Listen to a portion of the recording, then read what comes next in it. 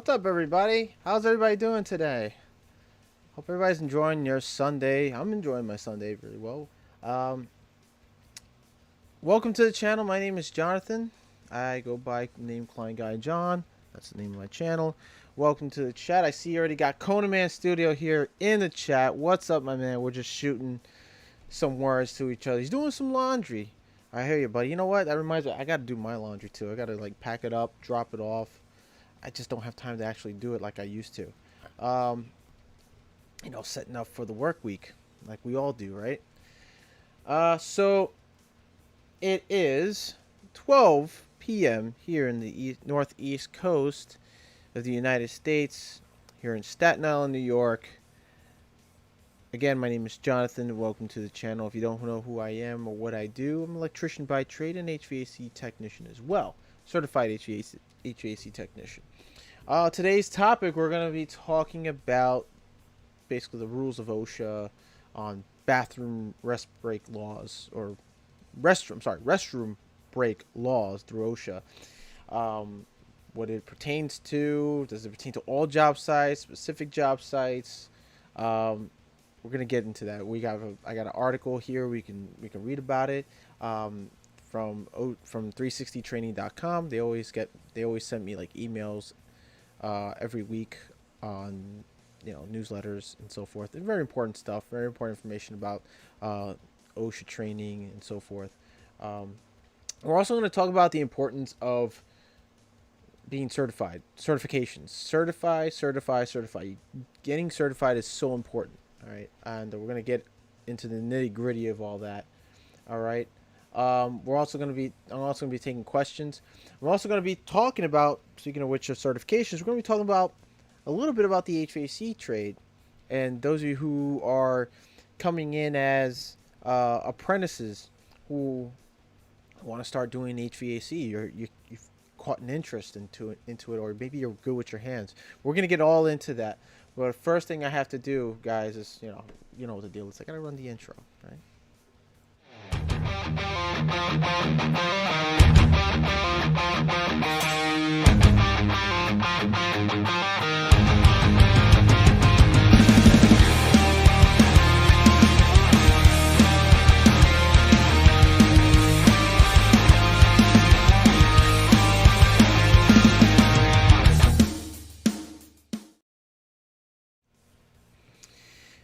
Hey, we're back. So what's going on, everybody? I see more and more on the chat here.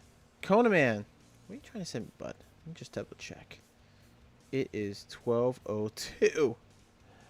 Oh man.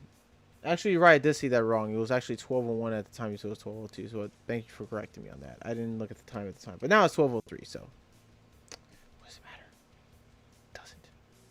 It's just time. Time doesn't slow down for anyone, right?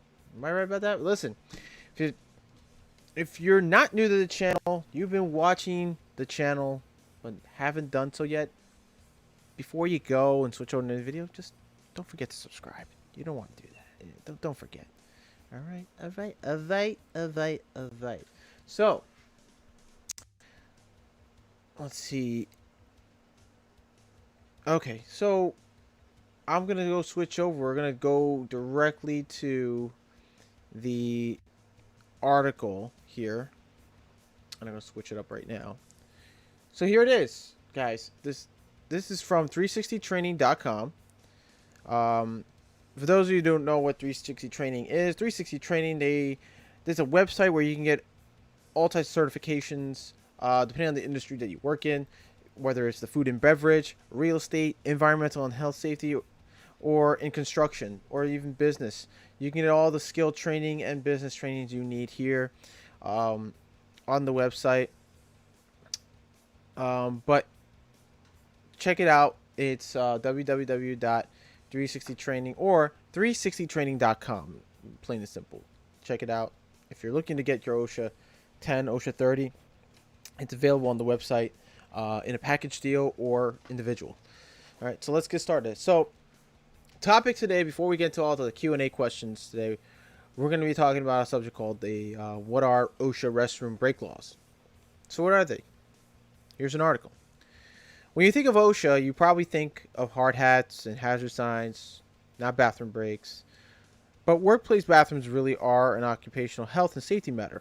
Being denied regular access to safe and sanitary bathrooms can lead to a slew of health problems. As a result, OSHA requires employers to meet certain requirements for their employees. The regulations dictate clear I always have that problem saying this word. Specifications for or pronouncing it. Specifications for the facilities themselves. The guidelines for access are a little fuzzier. It's important to know what your employer is is not allowed to do for your own health and safety. Before I even actually get into, just double check.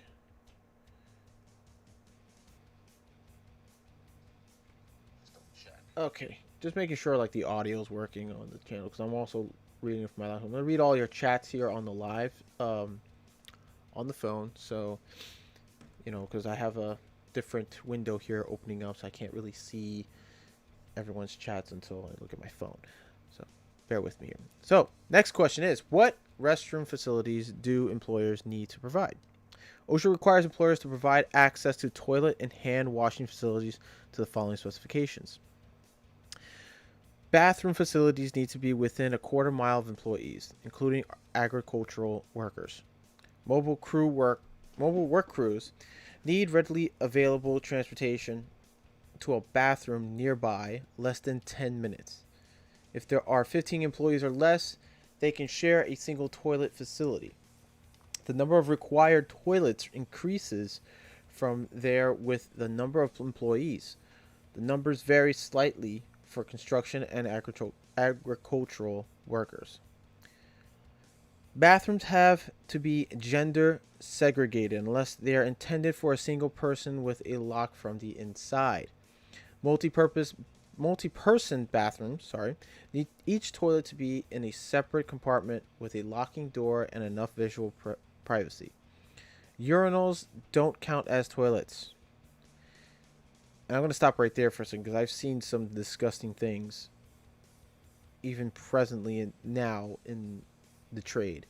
In certain construction sites I've been on, there have been people taking dumps into urinals. I don't know why that is. If it's a joke or I don't know, but urinals are not meant for that, and it's very hard to flush down poo in a urinal. Not only that, it really gives it makes even the bathroom smell worse, and it's unsanitary. For one, you're sitting in a urinal. Think about it. You are sitting in a urinal. Urinals are meant for urinating onto. So there's urine all over it. Why would you sit on it?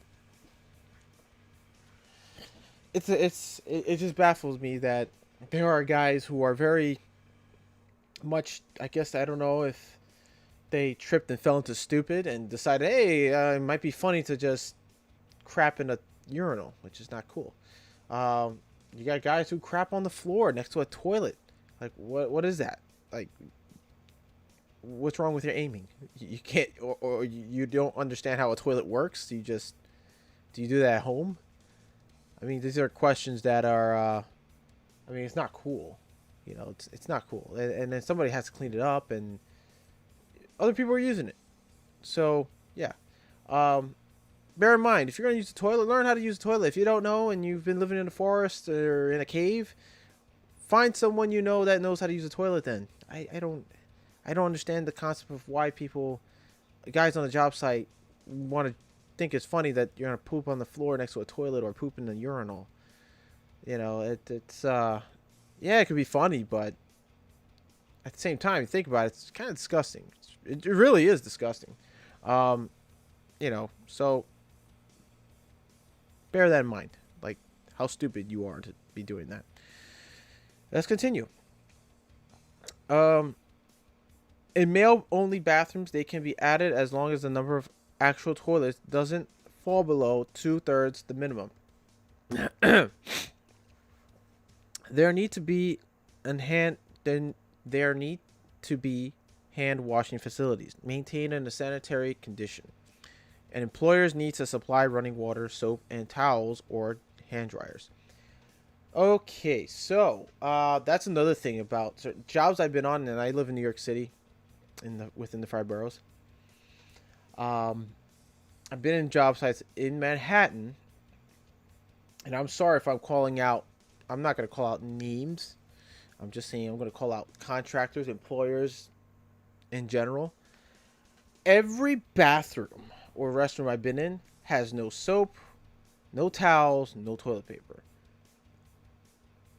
If you are a general contractor, you need to provide that. If you have all these trades coming into into the property, onto the job site, and they're working, yes, you have porta potties, or we're using existing restrooms. And what I mean, for some of you out there, existing restrooms, what does that mean? It means the bathrooms that are there, that are still usable, okay, but eventually they will need to be torn down and renovated. If you're using an existing bathroom on the job site itself, whether it's a commercial building or high-rise residential, you need to provide hand washing, okay, facility, like a basin and a toilet, working basin, working toilet, hot water. I don't know why is it cold water. Cold water has, and I'm going to tell you something. I know I'm getting a little so scientific here. Cold water does not do enough to clean your hands, okay? Cold water we basically use to wash off meat, clean the meat, like what we cook, fruits, vegetables, meats, poultry. And I can understand maybe, oh yeah, we had plumbers come in here, disconnect everything. Okay, here's the thing: if you're gonna renovate, try to have at least a temporary system of a hot water tank, okay, temporarily, so we have hot water running through. We need to wash our hands, and hot water can clearly disinfect and clean better our hands when we're on the job site, okay. I don't know what is this mentality general contractors have, that they think, well, that's too bad. Well, yeah, when someone gets sick, touch your tools and stuff and pass on germs. I mean, look, we're in a pandemic. Hot water and sanitizers are the key factor here in fighting a spreadable virus. Okay. They seem to, and it's always the money issue. Okay, well, if it's a money issue, why couldn't you do it before opening up the job site? Why couldn't you set up a system of hand washing? These are the things that a general contractor really needs to think about. You need to have restroom facilities. You need to have water intake facilities. When I mean by water intake, I mean like drinking water facilities. At times on the job site it gets hot. We're in summer now. We're in May. We're about to head into June. It's getting hot here in New York City. It's 80 something degrees, right? Well, it should be like 93 actually. And if you're on a job site right now on a Sunday and you're working, there's no cold water, there's no place to wash your hands. If you're a GC and you're watching right now, you best start getting that together, because you're gonna have a lot more sick workers, like guys calling out sick. Okay. It's the mentality of say, well, we're men. We gotta, yeah, I get that, but we also gotta take care of our employees. Take care of the workers. It's an OSHA standard. So, do you want to have an OSHA inspector come in and say, hey, where are your drinking water facilities? Where is your, okay, you got hot water? They actually do check for those, believe it or not. I remember asking, an OSHA inspector that, and I didn't think much of it. I thought it was like, oh, why would they want to check for that? And they said, well, yeah, we're here. We have to inspect, make sure everything is working good. Everybody's wearing hard hats, safety equipment. There's no job site hazards. You got to make sure you got drinking water, that the GC has to, or your employer has to provide it. You got to make sure there's like hot water. You got cleaning facilities. You got toilet, all that stuff that we have to check for. I'm like, oh, wow, I didn't know that you guys were like janitors, but they're not joking, dude. Like, OSHA inspectors aren't kidding. Like, they will cite you for any little thing. Like, You know, it's crazy, believe it or not. And that's why they, these articles are here. Like they want you to know that this is serious stuff. This is not a joke. We're in a pandemic. This is what we need. All right. So if you are a general contractor, you're running a job, you're a site super, get it now. Get that hot water going. If you don't have hot water, get a plumber. Get a temporary hot water heater tank. Install it in that room above the ceiling or in the corner and just do something. Have the electricians run power for it. Get hot water. We need to keep our hands clean. We don't want to be touching other people's tools and getting them sick, or specifically you getting sick. If we hand you paperwork, like, come on, like, think about it. Was you want us to touch you with our dirty hands? Or we got guys who use the bathroom, don't wash their hands at all. You know what? That's their prerogative. That's messed up. But they should start washing your hands. It's a sanitary thing. All right, so let's get back to it. All these requirements are designed to ensure A, bathrooms meet sanitation standards. And I hope you GCs are listening right now, and I hope you're watching this. B, there are enough toilets to serve the workforce without long lines. It's worth noting that employers also need to provide enough drinking water to meet your needs based on environmental conditions. I'm gonna read this again, and I'm gonna highlight it, as you can see. All these requirements are designed to ensure A, bathrooms meet sanitation standards, and B, there are enough toilets to serve the workforce without long lines. It's worth noting that employers also need to provide enough drinking water to meet your needs based on the environmental conditions. Listen, yeah, where I work at, there's stores. Manhattan's expensive. Buying a bottle of water is like $2.50 or $3 or close to $3. It's expensive. Usually a bottle of water is like $1. Here in Staten Island, it's like $1, sometimes $1.25. But it's expensive. Some guys don't get paid as well. Okay, I'm just saying. But if you think, oh well, we're paying your boss to pay you, well, they're not paid. We don't get paid. We get paid hourly. We don't get paid. Not everybody gets paid equally. The same amount. So understand that. If you are a general contractor, you should understand, because you've been in that situation. You've been in the shoes of being paid the minimum wage and can barely get by. So understand, especially employers, understand your guy. If you're not paying your guys as much, you don't know their situations. Provide these needs. This is what is supposed to be provided by you. Depending on, based on environmental conditions, like, listen, it's summer, it's hot, provide water. I know it costs money, but that's what you should be doing. You can have guys who come in, don't have money to buy a bottle of water or a lick of anything to eat or drink. Provide that. Keep your guys raw. Want to keep a well-oiled machine of guys working.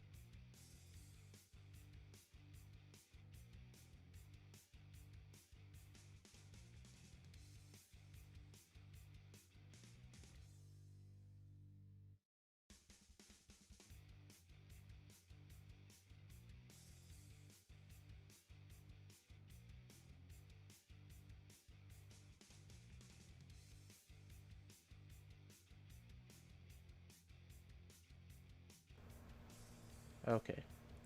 All right. Is that better? Okay. You guys can. Audio capture device. You guys could hear me, right? Just making sure. Okay. Just, yeah, because I accidentally touched the cord underneath my microphone, and for some reason it just disconnected automatically. I don't know why it keeps doing that, but I just gotta keep my arm away from the mic. All right. So that's important. Okay. This right here is important. A lot of general contractors, employers tend to ignore this, and we have to go out of our way, buy our own water and this and that. And some guys don't have money to buy water. They don't even have freaking enough in their bank account because they need it to pay a bill or whatever. You're required by OSHA rules to provide all this. The job sites I've been on, I have to bring my own hand soap and bring my own paper towels when I shouldn't be doing that. or my hand sanitizers. It's just a shame. And the excuse is it's always about money. It shouldn't cost to get a bottle of soap and some paper towels $100 million. It's way less than that.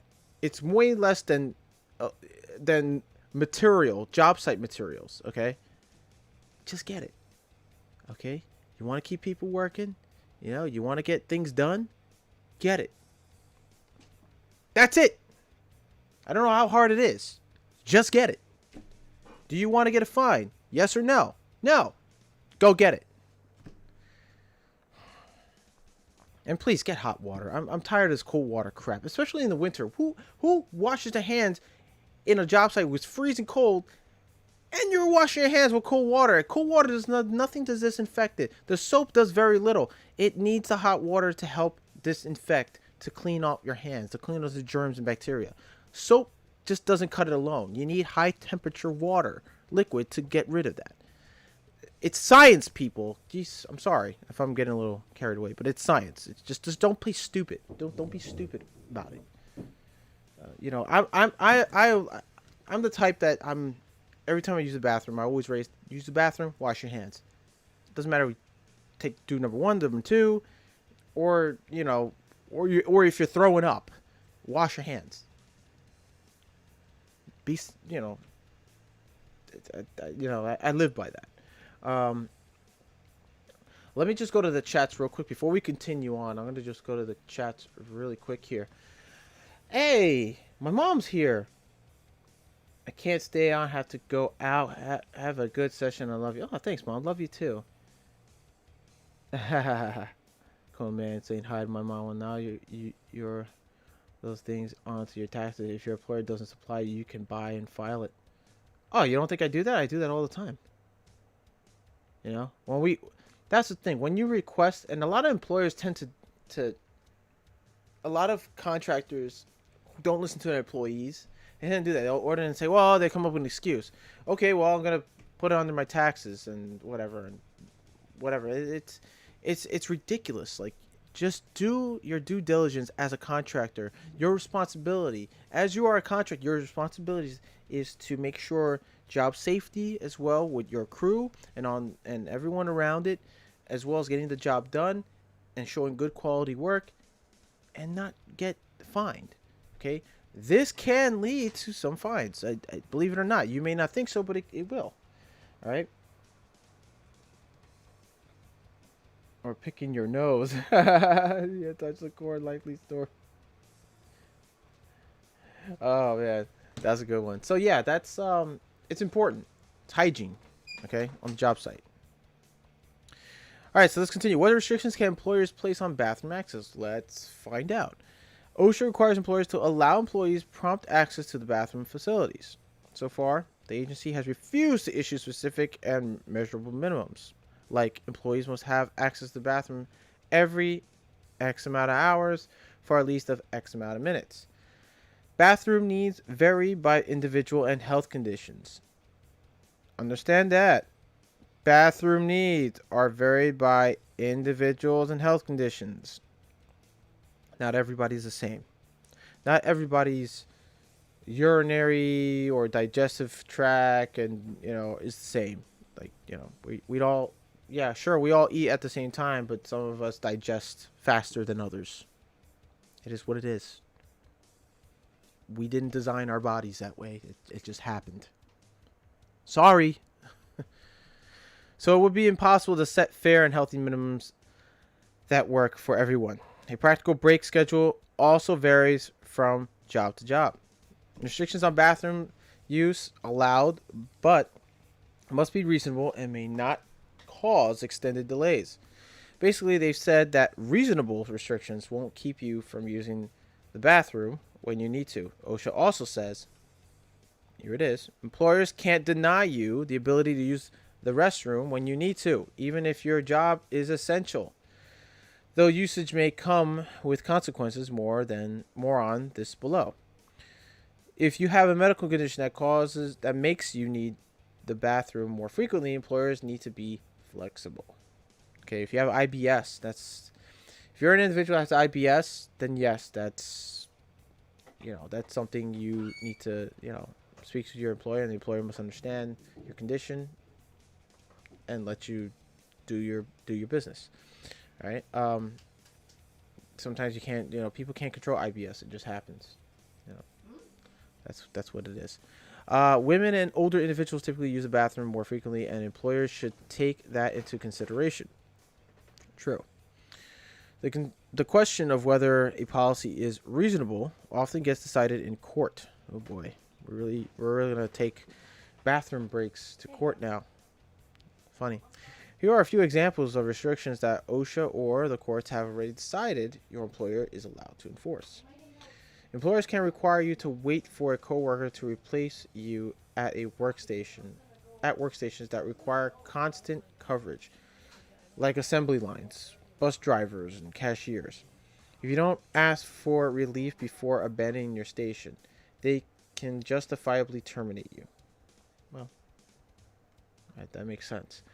At the same time, they have a responsibility to make sure enough relief workers are available, and they have to relieve you promptly. Employers can require you to use a bathroom key or a sign-in sheet, as long as your access is still reasonable and prompt. It may be legal to terminate you if your employer can prove that your bathroom needs interfere with your ability to do your job or cause undue hardship on your employer. As you can see, there's a lot of leeway and interpretation there. OSHA addresses problematic policies on a case-by-case basis. Wow, so see, this is a little different because you got assembly lines, bus drivers, and cashiers. That's totally understandable because it's a constant flow of, like, of constant flow of work being done. A lot of things are being processed. It needs much more needed attention than just construction. In construction, you just say, hey, I'm gonna use the bathroom. I gotta go. You go, do your business, go back. The job is still there for you. Finish it up, done. All right. The only problem is now, if you're coming out of a bathroom break, you have to manage your time. Basically, whatever time you missed out on using that break, you have to really, like, kind of speed up your work and say, okay, I got to make up some time here and get down to it. And that could be difficult for some people, but for others, it may be easier. Depending on, I guess, the job, like how quickly the job can get done, and the task that you're given. Okay, so are other laws or agencies involved? There's a lot in this article, but we got two more big paragraphs, two more questions, two more paragraphs, so we're almost there. Are other laws or agencies involved? OSHA isn't the only agency involved in fair workplace bathroom standards. The Americans with Disability Act, or ADA, imposes facility requirements of its own.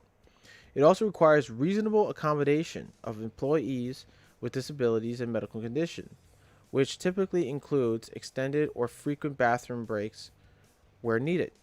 The Equal Employment Opportunity Commission, or the EEOC, may have jurisdiction over complaints if bathroom policies disproportionately affect one of the federally protected classes.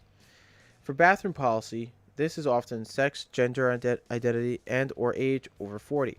The Fair Labor Standards Act, or the FLSA, addresses the question of whether your employer is required to pay you for bathroom breaks. Whoa. So if I take a dump, you're paying me for that? Okay. However, employers can refuse to pay for breaks over 20 minutes.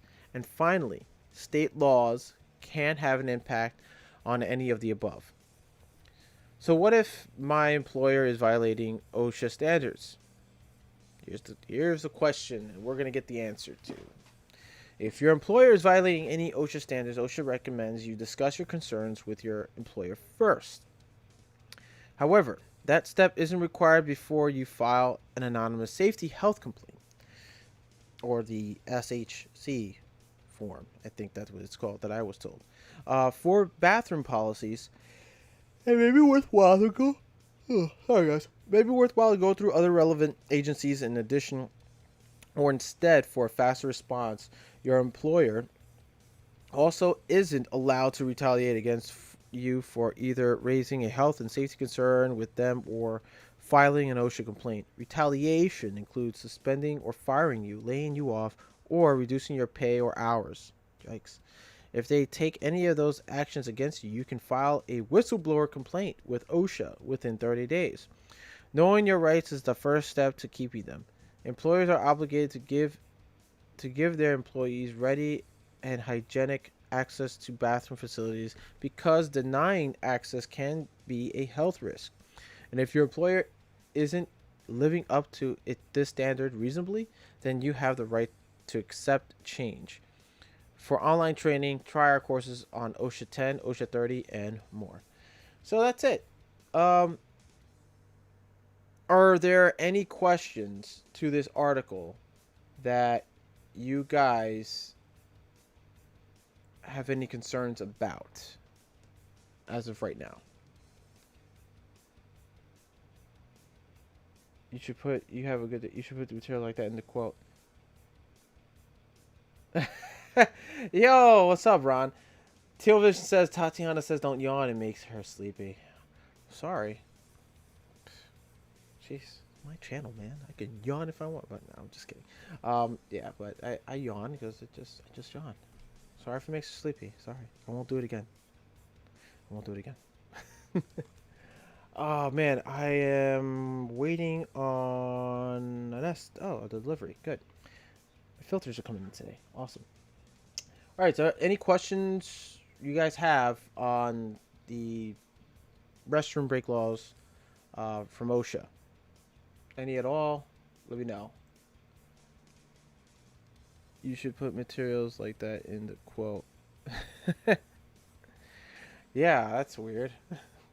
That's hey, our guys are, we're gonna have like 10 guys working your job site. We're gonna add bathroom breaks into our quote as well. So let the guys know that we only get 500 hours of bathroom break. So on the quote.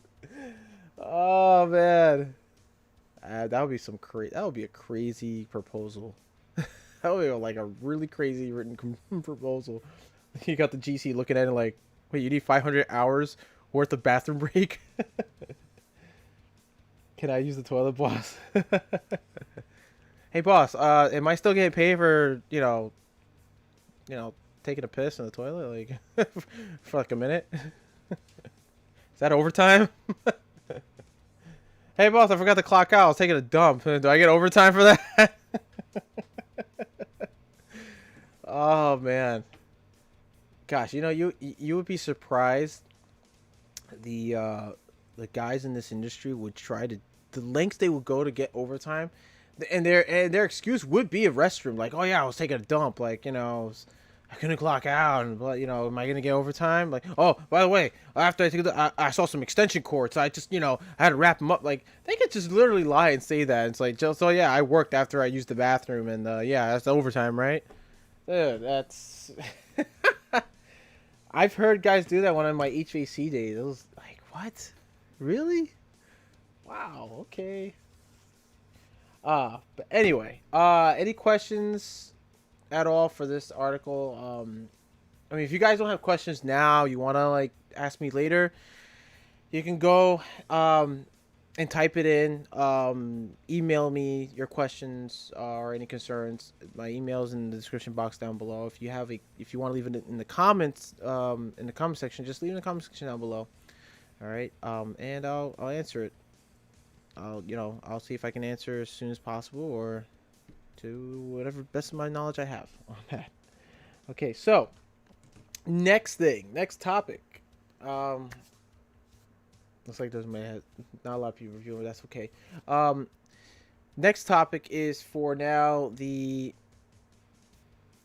I don't get a lot into the subject here. I know my channel is mostly like on electrical, but I'd like to for today and maybe for some other days as well. I want to steer off from electrical a little bit and switch over to HVAC, HVAC industry.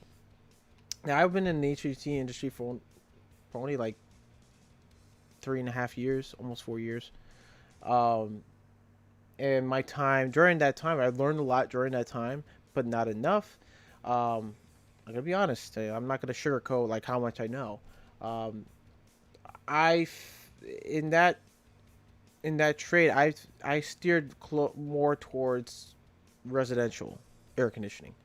Um, I like doing residential air conditioning. I was trained a lot to do it with residential air conditioning. I learned how to troubleshoot um, in that part of the trade. And the next topic I want to talk about is certifications. Now, you all know already that going to get your OSHA 10 or 30 or your SST, you get your 40-hour minimum if you're working in the field or in the construction site. You're supposed to have all that in order for you to work on a job site. If you don't have it, you're not allowed on the job site. You can't work. Um, so yes, it's important to have all that. Hold on a second. Tio says, "Yo, dude, when am I swinging through? Haven't forgotten about your request a month ago." Oh, dude, like, when are you swinging through? Yeesh. Um, we're gonna have to talk about that personally, you and I. So, um, I guess after, if you want to talk today, right after the stream, which is about to end real soon, because we have like less than half an hour left on the stream.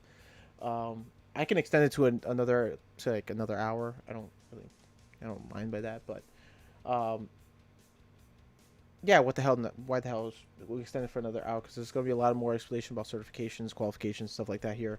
We get into. We'll talk about that soon, bro. Talk about this soon. Give me a call if you want to talk about it later today. You can give me a call right after the stream. That's fine. Um, Lawnmowers here. Hey, what's up, lawnmower? What's going on, dude? Big guy. Definitely. You got it, bud. You got it. I'll call you. Um, so yeah, I'm gonna switch gears from electrical to HVAC because I know I've already explained the importance of certifications and getting qualified. Because the more you learn, the more you earn, and the more credentials you get, the higher the pay, and the better quality of life you're gonna live. Um, but to me, that does play a part in my career. The money, the value of yourself as you get these certifications, you get all the training you need or do need, get certified, and you know your your higher your bump in pay goes up, your pay goes up. But to me, it's not always all about that. It's all about quality of work, and it's not always about the quantity. It's always about the quality of the work, and how happy the customer is, and the client is, and how I love what I do, and it's a career. It's not just a job. Like everybody's, well, there's a lot of people who look down on this trade, especially electrical, HVAC, and all the trades.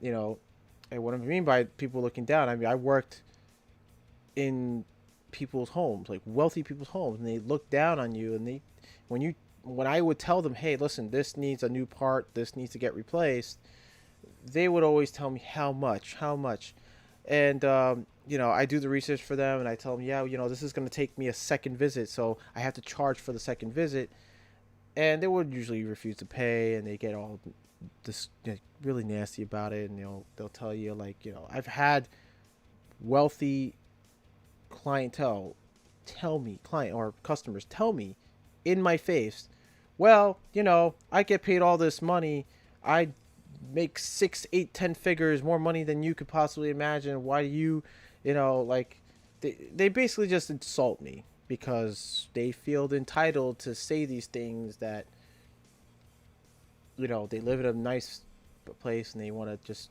talk down to you because they feel like they're entitled to that, in other words. So um, at the time, as a young apprentice in the HVAC, it did affect me a little bit. It kind of like got me thinking a lot. I was young. I was 22, 22, 21, 22 years old, and it really affected me. And I was like, wow, like maybe that guy's right. And when you're young at that age, you don't really know. You don't really know a lot. You think you're a know-it-all, but you don't. You're not really know-it-all. You're just knowing. You're just starting to figure yourself out, who you are, and where you stand in, in this world we live in. So, um, yeah, it brought a lot of self-doubt. But then my journeyman at the time that I work with looked at me and said, you know what? Don't pay attention to them. They don't know what they're talking about. They don't know what it's like being in this industry. All they do is sit down and collect money from mommy and daddy, or collect money from a hedge fund that they got, or whatever. So don't you worry about what they said. Worry about where you're at now, and how, and worry about like building up your career. And I had a really good journeyman. He was really cool. He was funny. He had a lot of good advice. He was a really good teacher, and I really appreciated him for it. And he urged me to get, not only because at the time I started out with an EPA, my universal EPA. If those of you who don't know what it is, EPA stands for Environmental Protection Agency. The EPA Universal Certification Card is a card that requires HVAC technicians, certified HVAC technicians, to work on all air conditioning equipment and appliances. There is also, besides the universal, there's a type 1, type 2, and type 3. Type 1 is, I believe, is for smaller appliances like window ACs and domestic refrigerators, home refrigerators, appliances. Then you have type 2, which is medium, commercial and domestic appliances. And then you have type 3, which is like medium to small, or small to medium appliances, and some commercial equipment.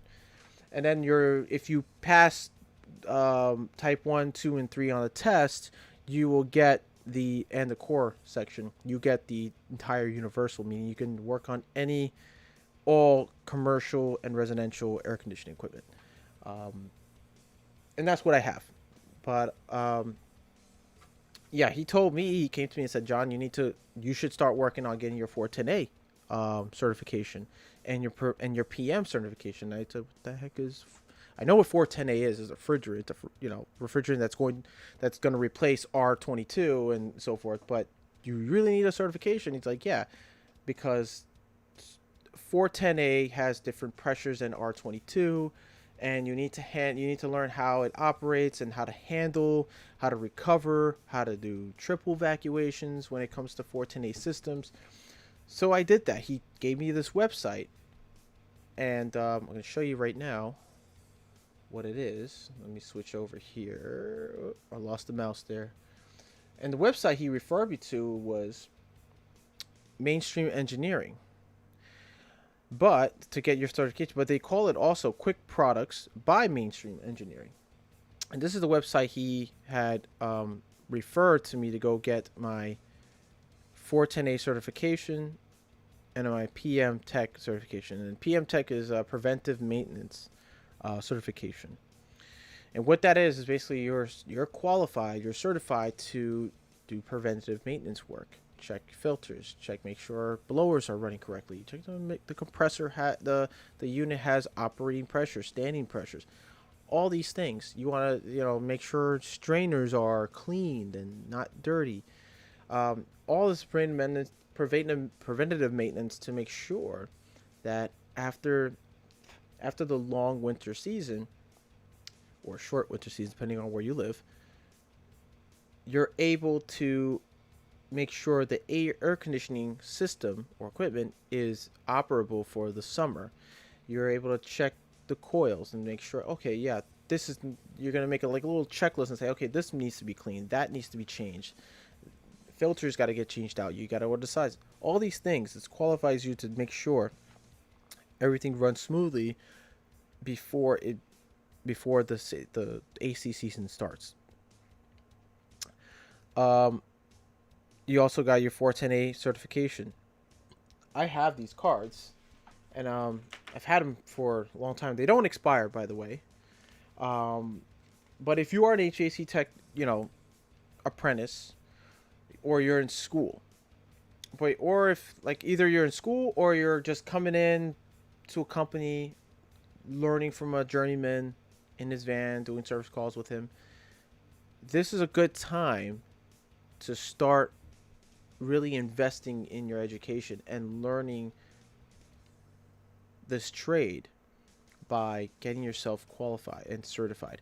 So what I mean by that is you go to this website, they also have the EPA Universal Reference Manual in English and in Spanish and a certification card. Now, if you go to this website and you try to purchase the card, you're not going to get the card. It's going to tell you to take the test first. You have to pay a fee. So let's click on that right here. So the EPA 608 is the universal certification. And as you can see, is the environmental safe refrigerant service tips and techniques. It's $55 for the manual, and then when you take the test, I think there's also, I think it comes with this fee. I'm not quite sure because when I went onto this website, I only came to this website to get my PM certification and my 410A certification, and I had to fax my EPA card over to the company to prove that, because you need proof for the 410A certification. You need, for this website, you need to have proof that you've taken the EPA 608 certification, and I did that, and I got approved. They sent me they sent me my card. I actually ordered the card, and this is basically how it will look like. And I know you're thinking, oh well, I'd rather show you guys what I'm talking about. So I'm going to block my numbers here. So this is my EPA from ESCO, my universal card. This does not expire, right? So I have this. And I have here, and this kind of cracked on me. I might have to get it replaced. Then I went on this website, and I got my 410A certification from Mainstream Engineering, as you can see it, Corporation. They send you this card. It's a plastic card, okay?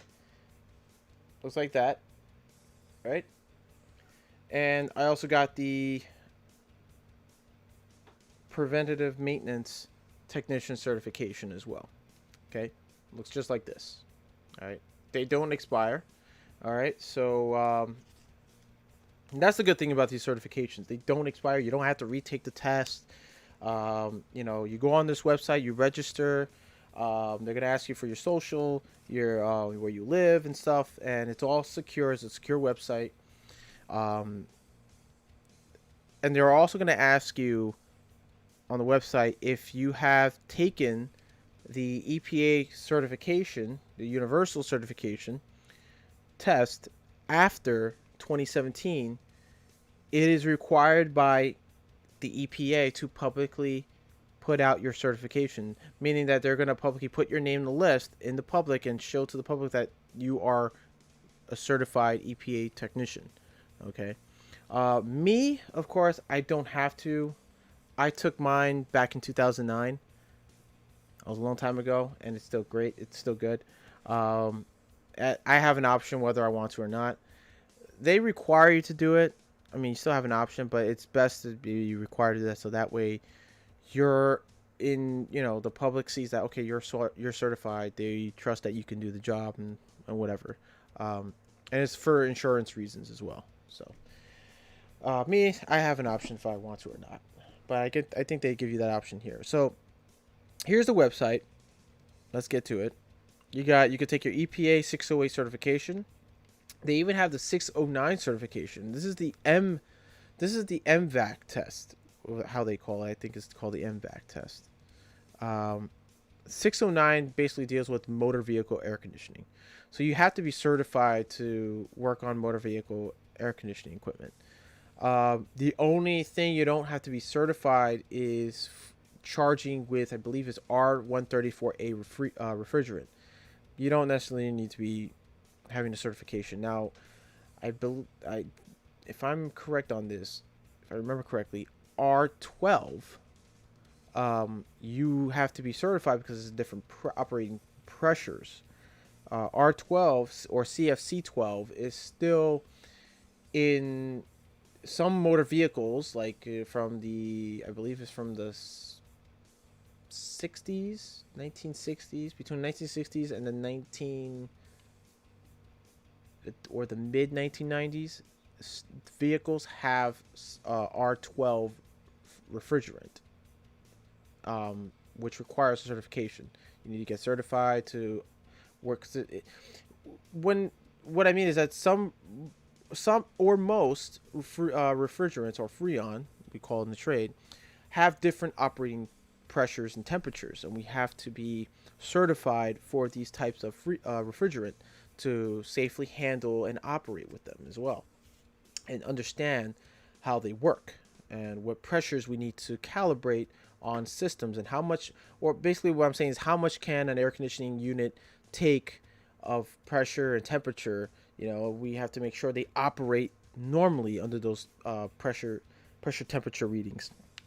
Okay, so but yeah, this website here, it's an awesome website. I gotta be honest with you guys. It's pretty cool. It's a best way, instead of like, if you're not the type that goes to in-house, you don't want to go to in-house, you don't want to go to a part of town where you have to take the test and sit there. You can do this from home. They give you a study sheet. I recommend you don't try to cheat. I mean, I don't think they even let you print it out. Because when I took the 410A test here on the website, there was no option at the time to print that out and try to cheat. It wasn't happening. So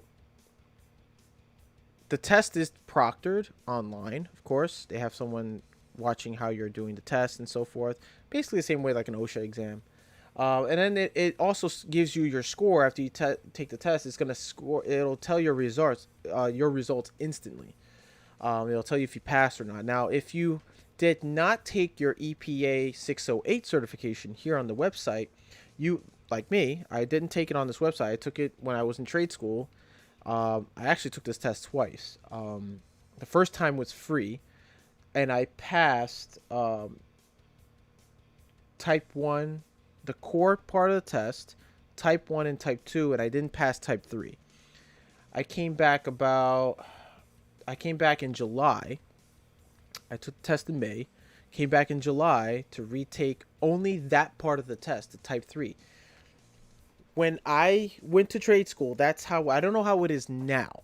I don't know if it's still going on now, today, if they still allow you to take certain parts of the test. For instance, if you failed type 1, but you passed the core part of the test, type 1 and type 3, what they did during my time, like I said, I don't know if they do this now. In my time when I took the test, they would let you come back and take that part of the test. You didn't have to take the whole entire test. You would just come back, sit down, take that part of the test, and if you passed, you got your universal. Okay? If you didn't pass type 1 and 2, but passed type 3 and the core, you had to come back and take type 1 and type 2. You didn't have to take the entire test again because you already had passed it, and you get a card that says you have type 1 card. You just need to go and get, if you want your universal, you have to take part 2 and 3, and then that's it. For me, I didn't pass part 3. I passed the core, type 1 and type 2. I got a type 1, type 2 card, went back 2 months later, took the part 3 part of the type 3 part of the test, passed it, and they mailed me this 2 months later, the universal, and it literally tells you universal on the bottom. So I am qualified to work on all types of air conditioning and refrigeration equipment. Okay, let's see here. Let's go to the comments here. Just out of the bath and squeaky clean. Oh, so fresh and so clean, lawnmower. And the ones that look down on you are begging you to come when something goes wrong. You know what? That topic, when I just mentioned about that earlier in this subject, yes, they do eventually beg you back. They do. Have a good stream, brother. Talk to you later. We're going to try and go to the beach today. Yo, that's awesome. Yo, Ron, have a good time, bro. Enjoy it. We got to plan something possibly this summer as well. So, I'll call you about that as well, buddy. Take care. Don't forget to press the like button. Says Conaman Studios. I appreciate that, Conaman. Lawnmower says at KleinGuy Jon. Type 1 would also cover the small AC units on the little VFDs. Oh, Didn't know that, but that's good to know. Thank you, sir. Bruce Lean, what's up, Bruce Lean? How you doing? Holla, Bruce, says Lawnmower. Listen, do what Lawnmower did. Lawnmower did exactly, and I didn't even have to, I didn't even, usually I mentioned this in the beginning of a stream when it comes to chats, but he did the right thing. Lawnmower typed at KleinGuy Jon. That caught my eye with my name highlighted. It comes out orange. You can probably see it right there, a little orange highlight. Now catch my eye and I get to read whatever you need to tell me. If you're trying to get my attention, type in at KleinGuy Jon. KleinGuy, all one word, then space John. Yeah, J-O-N. Yeah, and I'll read what you got to say. But let's get back to it. So yeah, going back to it, I passed type 3. That was it. I got my universal card, and that was all. I thought it was like, okay, yeah, I could do whatever. But it turned out that I came to find out later on that R410 refrigerant, you need to be qualified to purchase R410A refrigerant. So I was like, dude, that's a bummer. I got a universal card. Like, what's the whole point of the universal? Well, universal lets you work on all types of equipment, but it will not let you handle 410A refrigerant itself or purchase refrigerant. So if you go to a supply house, you could purchase with your EPA card of R22, 134A, 407C, 404A, R522. You can whatever, or if you're certain other. But if those of you who do HVAC work and you've been in the field longer than I have, let me know if there's other freons that requires a certification that we have to purchase and work with. But my understanding, when I went to a supply house and I asked for a 410A, and they asked me, hey, do you have a 410A card and your universal card? And I was like, well, I have my universal. I don't have a 410A card. I says, well, we can't sell you. We can't sell you the 410A. Bummer. So my journeyman told me, go get your 410A certification and you'll be all set. And your PM. Now the PM, it's important to have a PM certification. And a lot of HVAC guys have told me in the past, like, well, we don't really need that. That's not really, it doesn't really matter. It's just a pointless card. I think it's still fairly important because you may have come across like customers that say, well, are you qualified to do preventive maintenance work? Or your employer you come across says, well, we need guys who do really good PM work, preventive maintenance. Are you qualified? Do you know how to do preventive? All I got to do is show them my card and tell them the experience I have, prove to them that I've done it, and there you go. There you go. Then boss has total trust in you. So they also, in this website, you take the test, get certified, you purchase the card. I think the card's like $5, if I'm not mistaken. Let me see here. So 410A, EPA. The EPA I think is $11. So let's see. I think no, it's $20. So you have to purchase. Wow, they bumped up the price. $20. I remember it was like $11. Holy smokes. That was like back in 2012. It's $11. I mean, it was $11 when I purchased. When I tried to get I wanted to get another card from this website to kind of like match up my other ones, but I have to fax them my information, my current EPA, to prove that I don't really have to take the test and whatever, and I can just get it. But it doesn't matter. So it's $19 to get the EPA certification card, the EPA 608. PM Tech. Let's see. PM Tech certification card. The price is, whoa, it's all $20. 410A. $20. Wow, that's expensive. I remember they were like $11 back in 2012. Dude, they really jacked up the price. But yeah, it's very like, so for you guys who are in trade school, if your school offers the EPA certification to take for free, do it. Study, like really study for that exam. Like it's no joke. Like if I've met HVAC technicians, like journeymen, I think I met one who lost his certification because he was caught venting Freon in the atmosphere. He wasn't using proper equipment to recover it.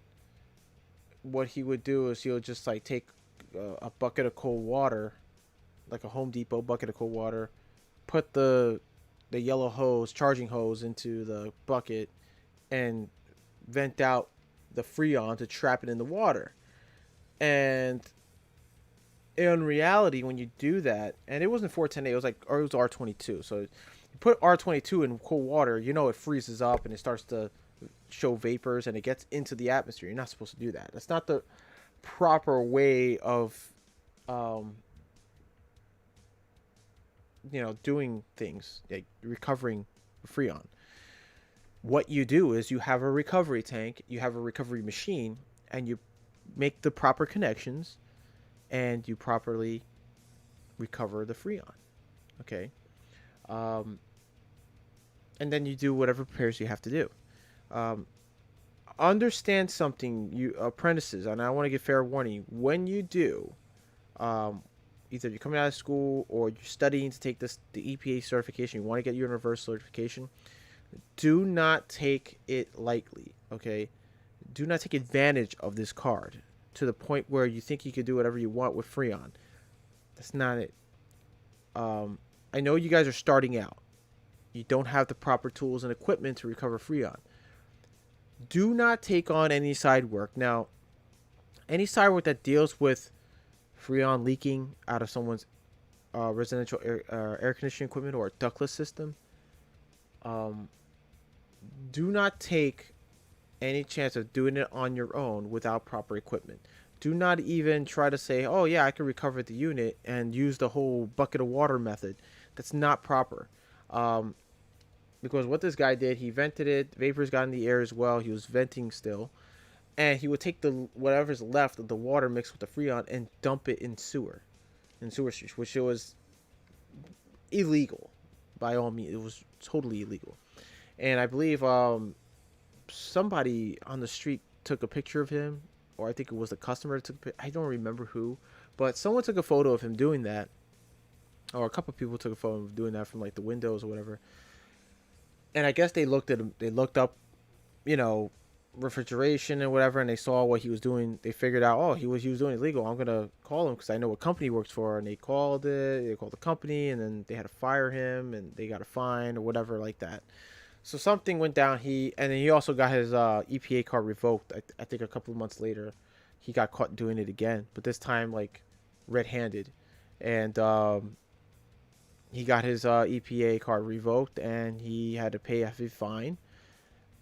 I don't know if he spent time in prison for it, because you could spend time in prison depending. I think it depends on how much you vented out, or if you continuously started doing that. But yeah, it's illegal to vent or improper disposal of refrigerant.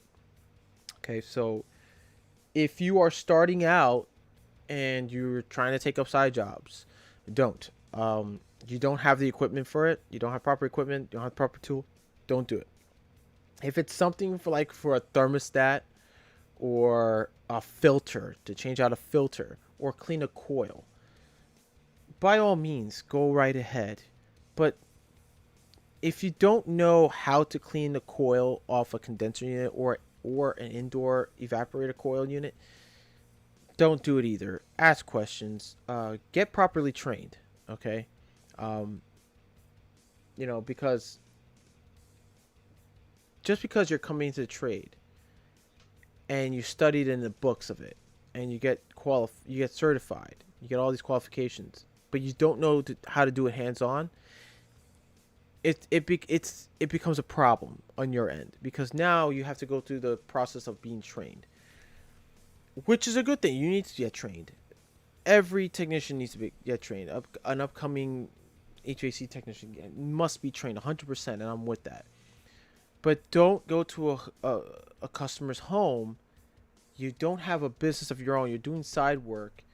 And sure, you could flash your card at the customer and say, yeah, I'm EPA certified, this and that. But you don't know the physical aspects of it. You don't know how to do it You don't know the hands on to it, or how pressure, temperature changes and stuff like that. You don't know still.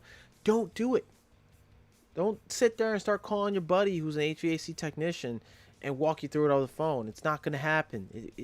Maybe for some, but eventually you will make a mistake. So the best thing to do in a situation, like if you're tempted to take side work, like I said, just don't take a chance, because you will get sued. You will damage the person's equipment, the customer's air conditioning equipment, and it'll fall into your part where you have to pay back that equipment back, and that equipment's expensive. Okay, so um, the best thing for an apprentice to do is work for a company. If you're at a trade school, you got your certifications.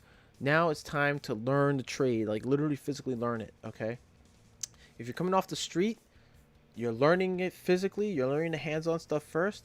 Start getting into the theory. Start getting into the whole, get some book knowledge into it and get yourself certified. Now, when you go for these tests, I'm going to show you where you go on quick products by mainstream engineering. You go here. It's going to say EPA test. You click on it. Oops, sorry, I didn't even transition. Let me go back. My bad, guys, because you guys weren't even. Okay, so you're on this web page. You go to epatest.com. You click. You're gonna have this window here. As you can see, it's got, you're gonna have the home page. It's gonna look like this. Quick products online. All right, you're gonna scroll over here. You follow my arrow. Scroll here. It says EPA test. You click on it. It's gonna take you to a different window. So it's epatest.com. Okay, you log in. You register yourself in. Okay, if you have a certification, okay, have your certifications ready. Okay, you register in. It's gonna ask you for your home address, your name, social security number, because they want to track you and make sure whatever test you take, it's linked to your social security number. That way they know who you are and who has that certification. You got testing locator and login. I would go to certifications. You scroll down. If you're looking to get your EPA certification, it's section 608. You click on that. And you see take your EPA 608 test online. All right. So here are the types. The EPA has developed 4 types of HVAC certifications. There's the Type 1 certification for small appliances, 5 pounds or less of refrigerant. Type 2 certification for medium, high, and very high pressure appliances. And then Type 3 certification for low pressure appliances.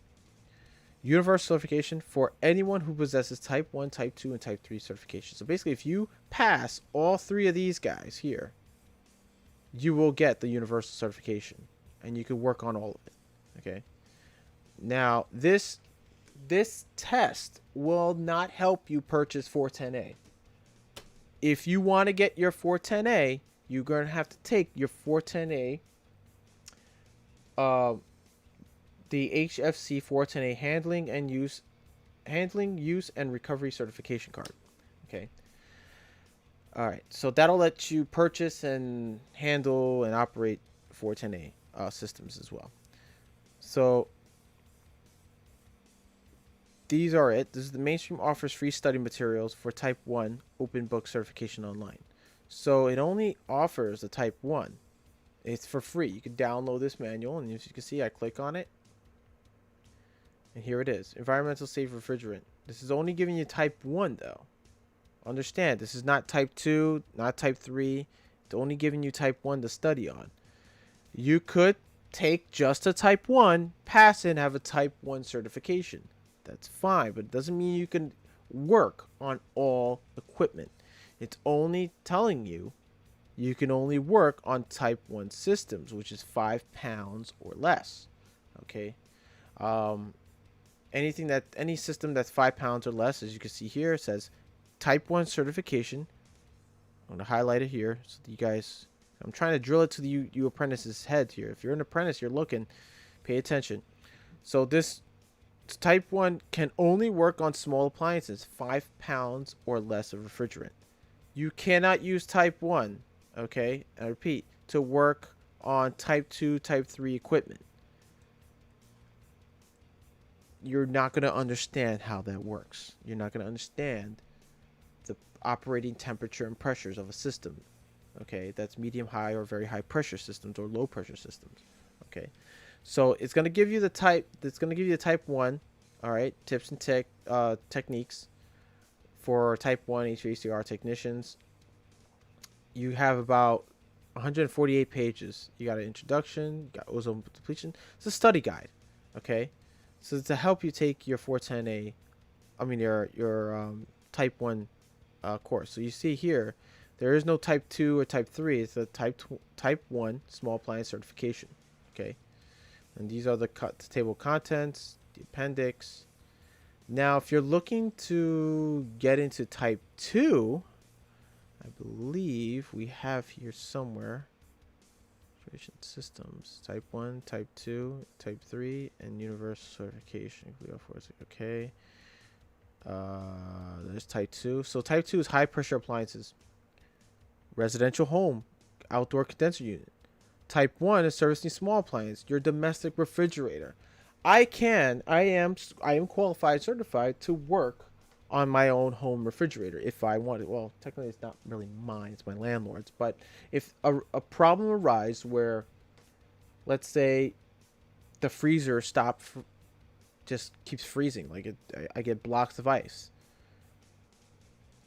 Me as a technician will troubleshoot and find the reason why. And normally, domestic refrigerators in the freezer section, like the one I have, a typical one, not like this triple doored one here, but a typical 2-door appliance. Typically, I find, in my experience working on small appliances, I find the problem with the evaporator coils inside turning to a block of ice and not cooling everything. Everything turns to ice, and some people tend to chip on the ice, and it's not a good idea to stab it with an ice pick. But knowing me as a technician and what I was trained to defrost everything with a heat gun, or let it naturally defrost over time. After that, I remove the grill, the grate, and check and see. Usually, sometimes it's the fan. The fan would sometimes malfunction, stop working, and you'll need to replace the evaporator fan. Or sometimes it's the defrost heater. There's a defrost element either underneath the evaporator coil or sometimes on top of it. If either one of those go bad, or it's usually just one defrost heater, but if the defrost heater goes bad or just wears out or rots away, that's usually another issue. That will be another problem. That's another problem. You'll find out why the back of your freezer is turning to a block of ice. The defrost heater has malfunctioned and you need to get it replaced. I have experienced those situations. Sometimes you'll get, the defrost heater, like your drain line would freeze or get clogged. And what happens is some customers have their appliance, the top of their fridge, start flooding with water. Well, that's because there's a clog. There's non-condensables in that condensate line that are clogging up the tube, so you have to clear it out. There's so many variables that can cause an appliance to go bad. And a lot of times, small appliances like a refrigerator go bad and people throw them out. And they think, oh, it's just junk, it's crap, like it doesn't work anymore, its time has come. Actually, not really. In my experience, I've had old refrigerators before go bad on me, and the reason, it's either the heating, the defrost heating element, the evap coil, or sometimes it'll flood up because I have a clog in the drain line that's behind the evaporator coil, and I will fix it myself, and everything, and the unit will still run great, and that's it, and that's the reason why also people complain that in their freezer section will be staying cold, but the bottom section is always warm. Well, that's the reason. Your evac coils, it's turned into a block of ice. That means now the fan has turned into a block of ice with it, or has stopped working entirely and needs to be replaced. People will just right away just throw it out and say it's no good. That's a shame, because it could last a lot longer for you. You can still save money. People will spend $300 to $300 to $3,000 on a refrigerator, and then realized they could have used that money for maybe better furniture, or payment on their house, or or a car payment, or college fund. You know, that's why. I mean, That's why I also do. I still do HVAC work. I still mess with Type 1 appliances. I still work on Type 2 appliances. Well, not Type 3 low pressure appliances. I don't really work on commercial. That's more commercial. So Type 3 is the proper servicing and disposal of low pressure appliances requires Type 3 certification, but it's important to know that the near identical exam is different from Type 2 and that low pressure systems work in a vacuum. Leak test and proper pressurization, an essential component of low pressure HVAC services. So right here, Type 3 is dealing more with commercial, um, like supermarkets, 7-Elevens or gas stations, delis, commercial appliances basically. And I don't have much experience with commercial appliances. I don't do commercial refrigeration at all, or air conditioning. I am more into the Type 1, Type 2 systems. Um, if I have to work on a commercial, and have worked on a few commercial systems, um, usually, you know, it's always a problem with a fan or a compressor, a two-stage compressor. One of the second stage compressor shuts down, or it's grounded off. It's grounded out. It's got a short in the motor inside, and there's nothing that can repair it. You have to replace the whole compressor. Um, Sometimes you can have a bad suction accumulator. You can have a bad liquid line filter dryer, or suction line filter dryer. You can have a bad condensate fan, or someone or a previous tech may have wired it in reverse, and the compressor code. It's a lot. Like I said, it's a lot of variables. But I don't like to work with commercial because there is still more in commercial. At the time when I was doing HVAC work, I didn't quite understand commercial air conditioning because there was so much going on. You got contactors, all these wires. I was really put off by it, and I just stuck with mostly right here with these two, residential and domestic appliances. Residential appliances are resident and domestic. So small appliances are high pressure, Type 1 and Type 2. So, but I still did the Type 3. I understood a little bit more about commercial refrigeration, how the system, the basics work. But nowadays, it's improved. Everything's automated. I don't have a qualification in automation controls, or if there is any. I don't have a green certification because now HVAC is switching over to green certification. They like to have to go green. Everything's going green, so they want their technicians to be green certified, and they make more money and they're more qualified to install green energy saving systems. So yeah, I'm just a minimalist. I'm a kind of a minimalist. I'm basic. I like to work with old school stuff. It's I was trained for that. I worked under someone who trained me to work on these type of units. Reversing valves. Some residential units have twin compressors. They're known as zone systems as well, or two-stage systems. Or you have come across a Type 2 system that has multiple ports, 4 zones. They have zones that works under one compressor, and it's controlled by a motherboard, a computer. But the concept, not the concept, but the procedure is still the same. The evacuation process is still the same. Your troubleshooting is still the same. Um, you know, but there are some in the system that is automated that you may not understand, so you need additional training for. So, but anyway, back to this. I'm sorry if I rambled on. This is important. If you are interested in doing commercial refrigeration and air conditioning,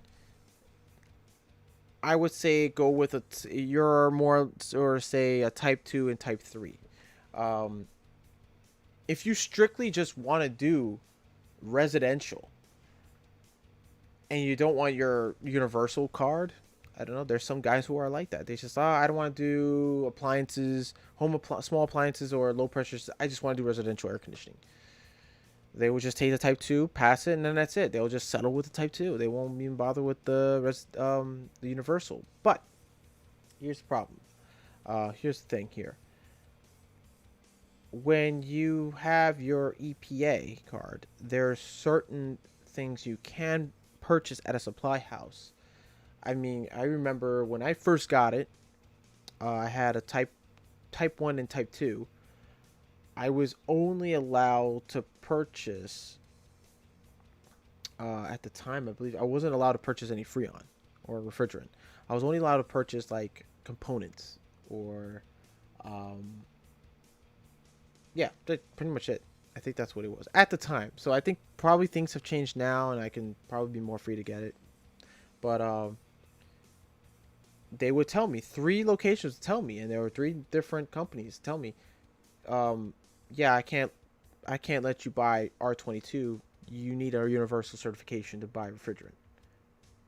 That's how it is. New York City. I guess it's different in some places, but depending on where you live. But EPA standards, I think they go by, like, if you have a universal certification and you're qualified to work with all equipment, you can purchase Freon.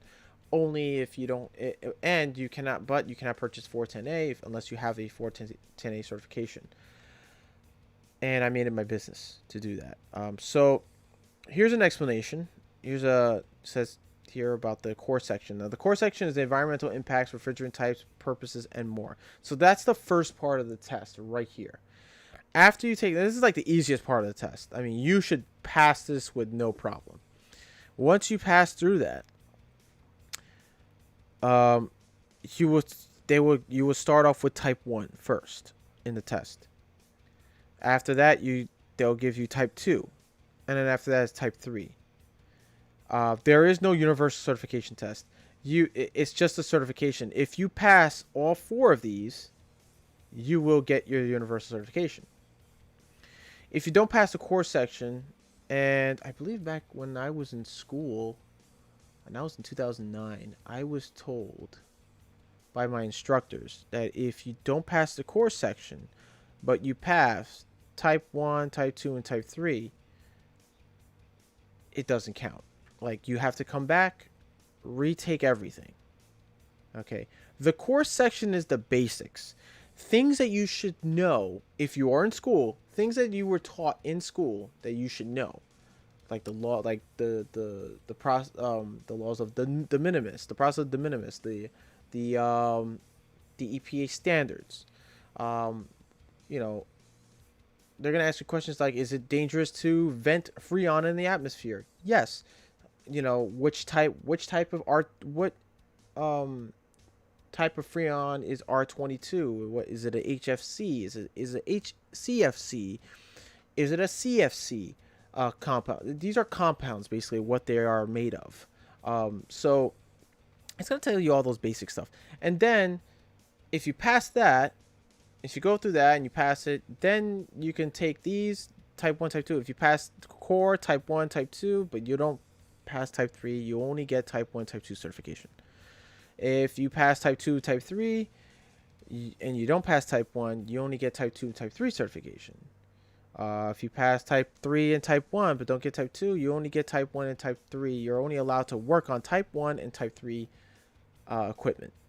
You know, so, but if you pass all 3 and the core section, you'll be rewarded a universal certification. This means complete all 4 sections, 100 questions to achieve the universal certification. Now, I'm gonna be honest with you, and some of you, for you guys who are apprentices coming out of school or just a helper and learning this, it is a long test. I'm not saying it's too long. It's 100 questions. It's not really long. It's long. It's not, I'm not going to sugarcoat it and tell you, oh, it's really long. It's a long test. I believe it took me about 3 hours to finish it. Because there are some questions in this exam that are kind of tricky. So you You have to memorize as much as possible. It wasn't easy for me, but I committed myself. I committed a lot of time on taking this test. Okay. You need to know the history of how Freon refrigerant came to be. The men who discovered compounds for refrigerants, certain chemicals that they use. You know, if you know, the first refrigerator was, you know, the Freon that it used wasn't actually just Freon, it was ammonia. Ammonia was used as a refrigerant at the time for the first refrigerator.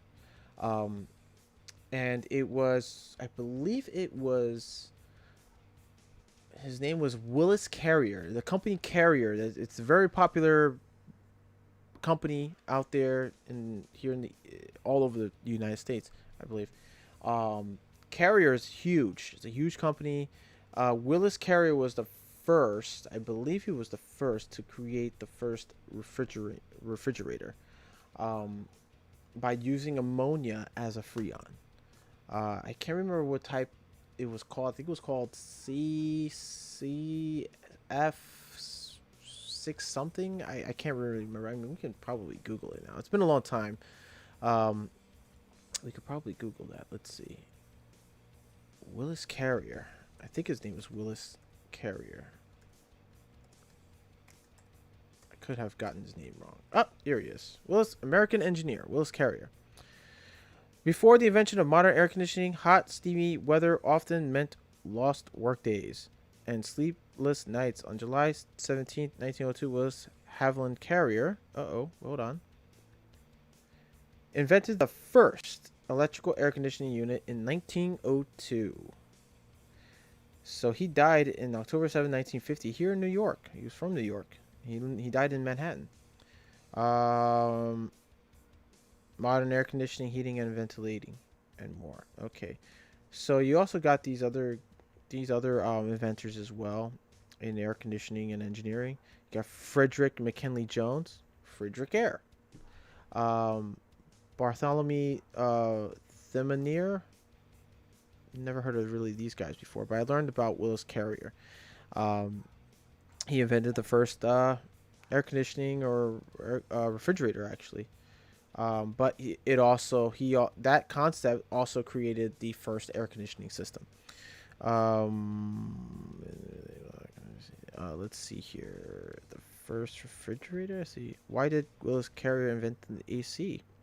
So, July 17, 1902, Willis Carrier designed the first modern air conditioning system to solve production problem at the Sackett and Wilhelms printing plant in Brooklyn, New York, launching an industry that would fundamentally improve the way we live, work, and play. So, because of this man right here, you should be thanking that we have air conditioning. Willis Carrier. All right. How did Willis Carrier change the world?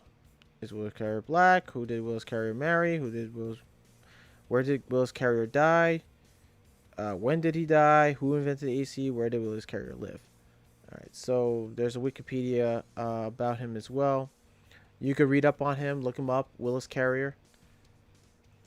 Awesome history there behind air conditioning. All right, so going back to here, so your apprentices, you go here, you could get started on the test, and then as I click, it says begin exam step 1. It's $24.99, guys, take the exam, by the way. All right, so if we begin, let's see, begin exam step 1. EPA section 608. I have read this is just the terms, exam rules, and so forth. So you read all these rules, you can begin the exam.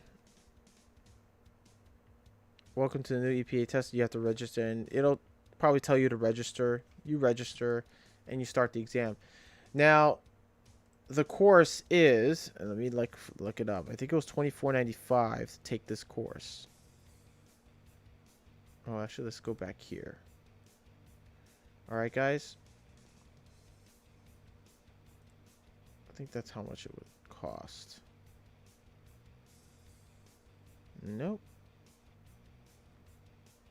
Well, if you just, you got to probably just, $24.95. Take the test, $24.95. So right here, guys.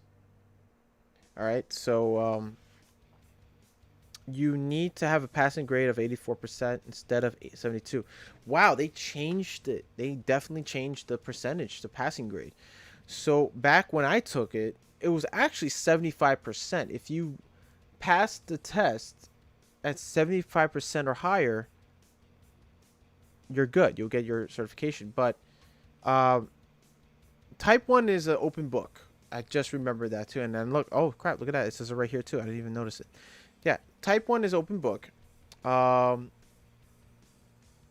type 2 and type 3 is not. Okay, so when I took it, yeah, it was open book. It was on a computer. They did have a study manual for type 1. You have to, make sure, because some of the questions could be very tricky. So you have to make sure if you're going to go back to a question and find the answer for it, you got to make sure it's the right answer. Okay. That's how they can get you. So that's why they tell you it's an open book and make it a little challenging for you. So don't right away and say, oh, wow, free. We got to have a cheat sheet. Not necessarily. You can have tricky questions to give you tricky answers. So you have to read the questions very carefully, understand the question, and look up the answer, get the answer, and put it in and make sure it's the correct answer. All right. So now it says here, for technicians using the type 1 open book format only, the exam is open book, but the passing grade is 84% per section instead of 72. Wow, it used to be 75. Then they dropped it to 72, and back now it's 84. Yeesh. Per section. Okay, the core questions must be repeated in a proctored environment if other certifications are later desired. We suggest a closed book exam. Click here to find a proctored location in your area. So Mainstream is approved by the EPA as a certifying agency for Section 608 Type 1, 2, and 3 annual rehearsal exams and Section 609 Motor Vehicle AC certification. So 609. Okay, if you guys are in the motor vehicle industry and you're trying to get an MVAC, they call it the MVAC, EPA 609. Here it is, MVAC testing services. Okay, so it's $19.95 to take the course. The study manual is free. There are no different. I don't believe there's different types. No, so it's just one test. It's a motor vehicle heating and air condition, ventilation, and air conditioning. Okay, it's the MVAC. Now I could take this test. I understand how refrigerant works. If I took the test, I studied it, and I took it, and I passed. I have the certification, the qualifications now to work on motor vehicle air conditioning systems. Okay, which is a one up too. If you want to put that, if you guys are HVAC technicians, you want to put that under your belt, that's great. That's a plus right there. You could even be doing your boss a favor by doing air conditioning on motor vehicles, and you know that's it. But then then you have that's like, oh, why do that? You could pay a mechanic. Oh well, maybe you could do it on yourself. Maybe you can open a little business of your own doing just motor vehicle air conditioning. I mean, then the sky's the limit, guys. So, but anyways, that's the test. That's the MVAC test. Let's go back to here again, and they got testing, study, test practice to promote your expertise. If you are a helper, I suggest that if you're going to take this test, study. You got to study for this test. You got to understand how air conditioning works, how it relates to your career. It's going to relate a lot in your career because you're going to be doing it a lot. You have to understand the mechanical aspect and the electrical aspect. Okay. 10% of it, I like to think of it as 10% is electrical. Okay. 80%, the rest of the 80%, I wouldn't even say that. I would say about 80% is mechanical. All right. The other 10% or 20% is like electrical. Or 90% is mechanical, 10% is electrical. Whichever the case is. But majority of the time, in my experience now I'm in electrical trade for 8 years, and I have air conditioning experience 3.5 years. A lot of times when we do air conditioning, the first thing I was trained to look for first or troubleshoot first is the electrical part. You know, you want to get the electrical out of the way first. Make sure everything's working, operating electrically. Okay? Because that's pretty much the easy part. You can figure things out. You can figure out why an air conditioning system is not working by troubleshooting all the electrical components first before you can determine it's a mechanical issue. Okay? A lot of new HVAC techs that I met in the past tend to go, or yeah, well they'll tend to go and check the mechanical. They'll right away go to a unit, look at it, and say, "Well, I'm gonna plug in my gauges." If you are in school, you should know that is a last resort. Okay, I know a lot of experienced HVAC techs. They do that first thing. They want to check the pressures first. And in all reality, you're not really supposed to. That's like a last measure of doing so. You need to approach a system, check the electrical. That's like number one. It could always become an electrical problem first. If you do find an electrical issue, whether it's a transformer that's a faulty transformer, or a bad contactor needs replacement, or a bad compressor, then yes, there's your issue. You just replace it.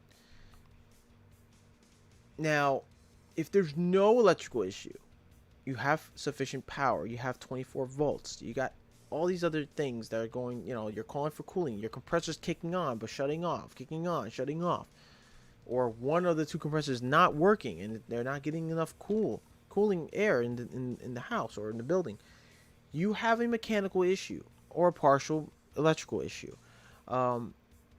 You can then determine whether it's now a mechanical issue or not. Okay. And usually that's just the way. Rule of thumb is check your electrical first thing. If there's nothing wrong with electrical, check mechanical wise. If the compressor is running but cutting off, look around. Check the evap coils. Check the condenser coils. Check the filters. Okay. Sometimes in commercial you have strainers, water cooled condensers, strainers that are clogged. Check the strainers. Check your. Then if that push come to shove, you have to check the TXV. Maybe the TXV is bad. Maybe you have then what you want to do is, okay, maybe it's the TXV. Right now, I can't determine anything else. If it's a bad filter dryer, if it's a bad TXV, maybe the suction accumulator is bad. I have to now put in my gauges and find out as a last resort what issue it could be. It might be mechanical. What's the mechanical issue?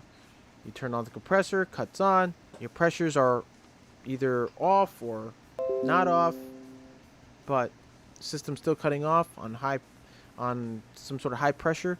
Maybe it could possibly be suction accumulator. Maybe it could possibly be a TXV or a thermal expansion valve, or an orifice. If sometimes it's not a TXV, it could be an orifice. So like I said, that you only use your gauges as a last resort when it comes to air conditioning to check for the issue, because there and then you'll know it's most likely a mechanical issue. Plug in your gauges, turn on the system. If there's I can't even say the word now. No, what's that word? I'm losing myself here. If there is,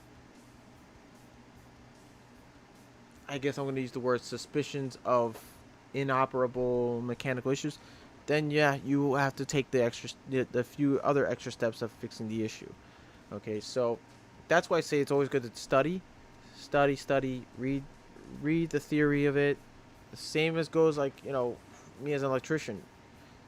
I can't learn this stuff physically. I have to learn it theoretically as well. So I have to read on books. I have to study code. I have to learn the code, all this comes hand in hand when it comes to troubleshooting and repair and installation of air conditioning equipment as well.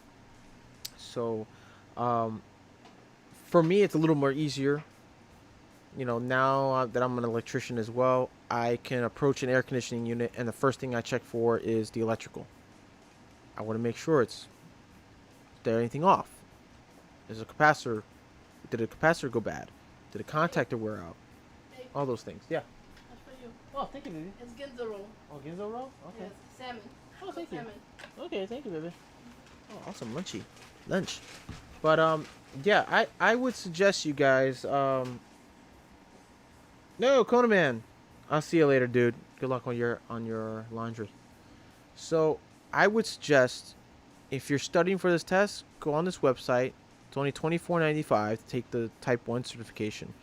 Now, if you want to work on getting your Type 2 and 3, not sure if they do it here on the website. Because it's only... I mean, you would think this is... Well, actually, this is the entire test, I think. EPA approved section is needed in servicing building air conditioning and refrigeration systems. I think it's the whole thing. The only thing they're giving you is an open book on the Type 1 certification. So if you're looking for a study guide for Type 2 and Type 3, you might have to go to another website that may have provide for it. Or you can go online and Google it and find out, hey, I'm looking for a Type 2, Type 3 certification study guide, and read up on it. And then take the Type 1 and Type 2. So... yeah, if you're in this, you're getting into the HVAC field, and you want to take it seriously, I suggest you do and take these tests, take your certifications, and after you take and pass your certification in the EPA Section 608, go and get your 410A. Get your 410A certification. Same price, test is $24.95. You get a free study manual, okay, when you take the test. Let me see here, and just read this description of it. It's very important.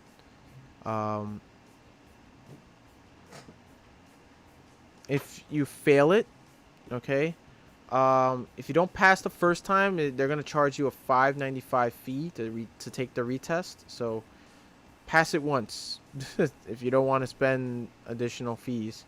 Take it again. Then what you want to do after that? Get your PM tech.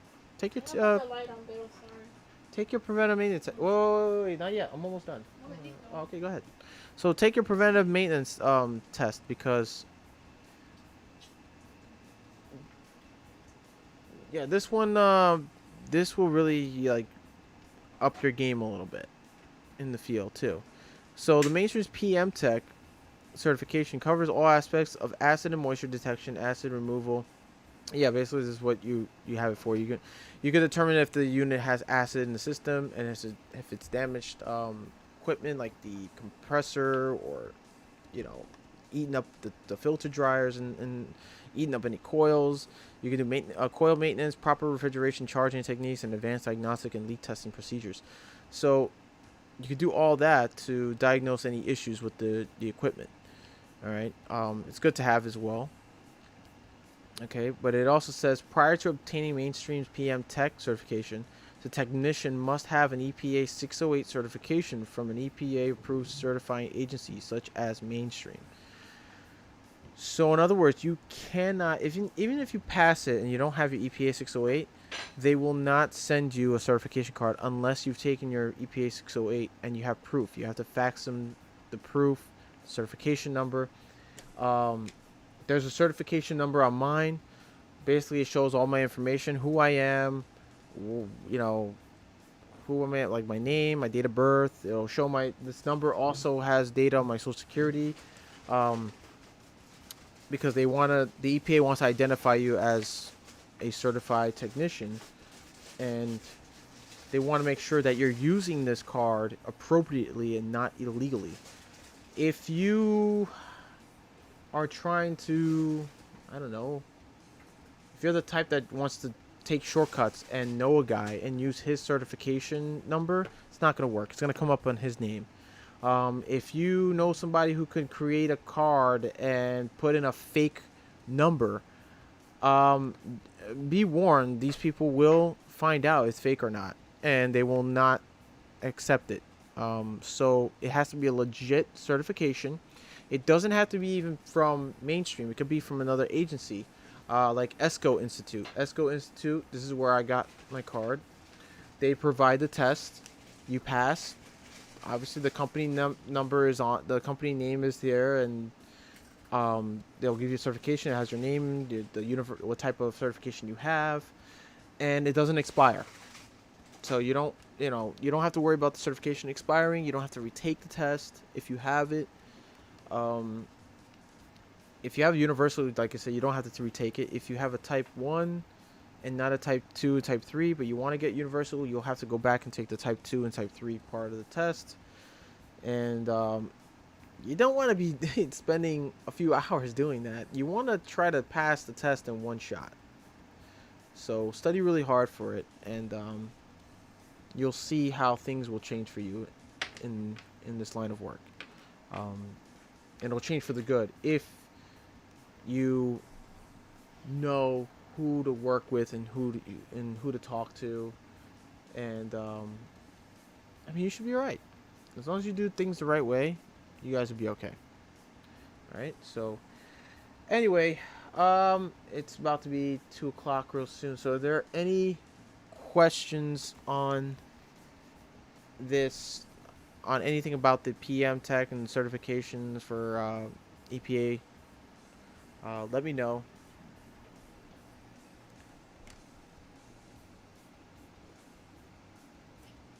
Oh, also, I was gonna say, hold on a second. When you do get your certification, you can also purchase patches. They also have iron-on patches. Um, you can order a certification card. See, like right here, you can even order the reference manual for $55 to help you study for the test. The certification card is $19 if you want to order it. You can also order the wall certificate for $11. They also have it in Spanish as well, the EPA 608 Universal Reference Manual. So you can, if you know somebody who wants, trying to be certified in HVAC field, but they don't speak English, they speak Spanish, you can also get them to purchase this book. It's $65. The patches, the iron-on patches, are $6 to $15, depending on the amount of patches you want. Single patches are $6. 3-pack of 3 patches are $15. And your certification, you got the window decals are $1, and the 12-inch ones are 10. So yeah, get all this. Let's see, 410A. Now they don't sell the book for 410A, but you can purchase books online on Amazon, so check them out. All right. Is there any more questions? Any questions anybody has? Let me know.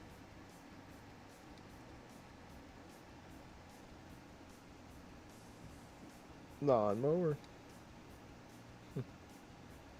Sample will also cover the small AC units on the little VFDs. Yep. So, let me see if any comments I missed out on. I might have skipped through some people's chats here. No?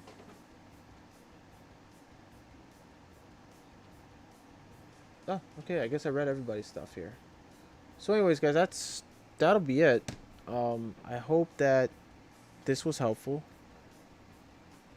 Oh, look at this! You can also download there's a free download educational guide to thermostat wiring. So if you click on that, you get thermostatic wiring principles. So basically, this teaches you how to wire a thermostat to an AC unit. So you have the wiring diagrams for HVACR labeling conventions of other thermostat wires. The G wire completes the circuit from the R leg of the power supply back to the blower contactor coil. The coil then gets the 24-volt VAC, 24 volts, from the common and G wires. So you see there's a transformer right here. there's the control wire to the R to cooling, right? And this is your common, and that goes to the C terminal. Okay, and the G terminal is for fan. Um, so right now it's on auto. Not sure why, but um, you can switch it to auto, and it'll basically automatically turn on when the temperature is set at a certain temperature. If you want a fan on only, it'll just continuously run. So you got the blower relay. See, to blower, to compressor, to heater. So individual circuit, blower relay, coil, auto. Then you have the Y terminal for compressor and condenser. That controls the compressor. You got relays. See, all this stuff. I would suggest downloading this too, just so that you guys have a clear understanding how to wire a thermostat and how it operates. You could even use this for troubleshooting. It's very essential to learn how to wire thermostats because there are some systems that go through a heat pump. They have a heat pump system. Basically, you have to wire the reversing valve. Reversing valve, basically what it does is reverses the flow of freon or refrigerant in the air conditioning system that switches from cooling to heating. So that way you have heating and cooling all in one system, and you're just using refrigerant to do that. You don't have to worry about gas or oil heat.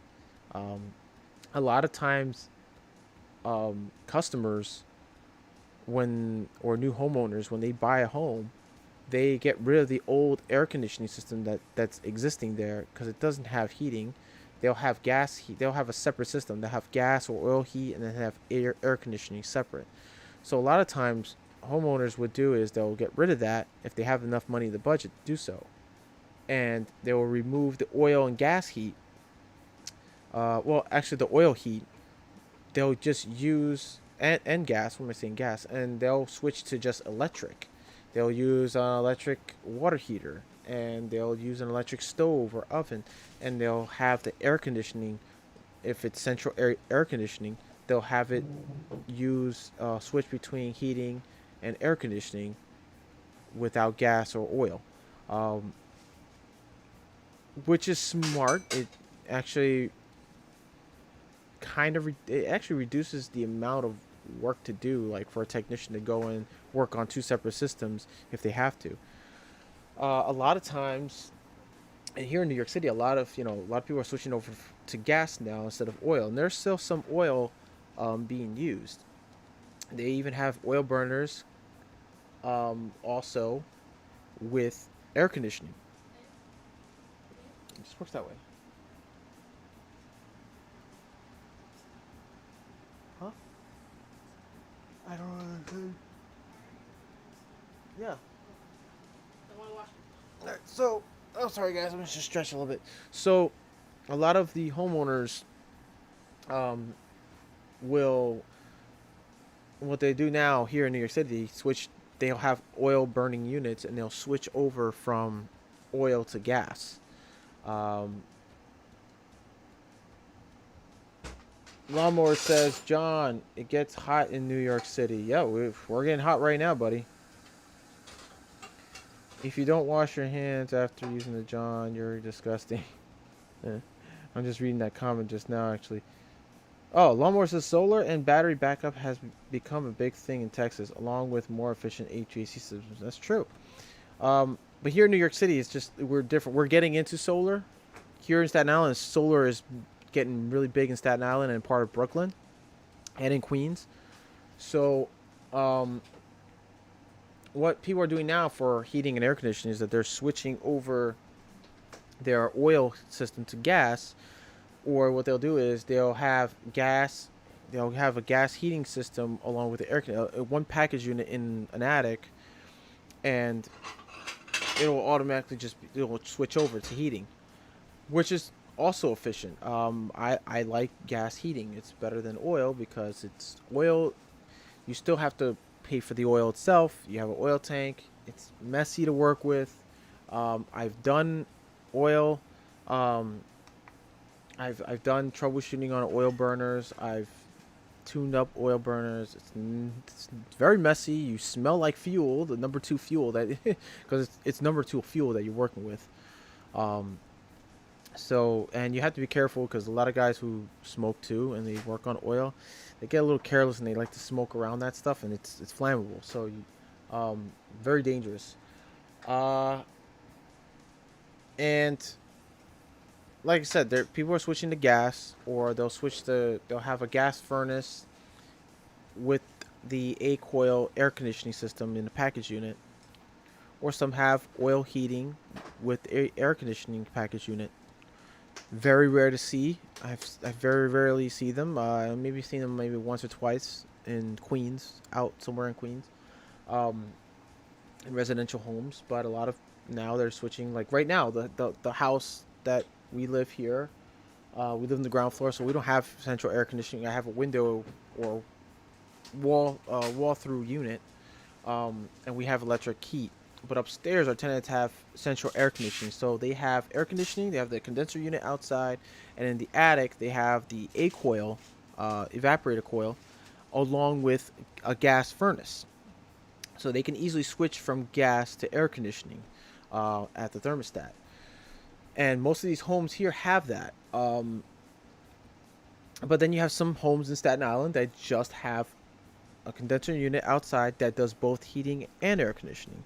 So they don't have to pay an oil company if they have gas, a gas boiler that boils hot water. Okay, they're paying for gas, but some homes don't have that. They'll have just strictly a heat pump system, and they would have everything else electric stove, electric oven, electric water heater, um, because they don't want to pay the extra cost of utilities. Instead, they'd rather pay it all one utility bill. Makes sense, but at the same time, you're actually upping up your your utility bill, so it's increasing your utility bill. Um, I don't know if it's a smart idea.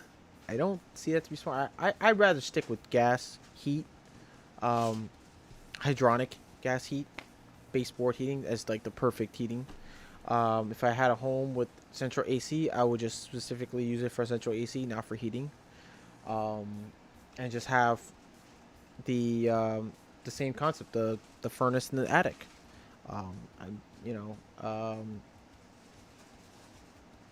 I mean, if it's a house that just strictly does air conditioning and we have gas baseboard heating. That's even perfect. I love baseboard uh, heating. It's like the best heating system you can ever have. It's old school too, and it's the best still. I grew up with that, so it's yeah, it's much better. But anyways, guys, um, we're gonna wind it down.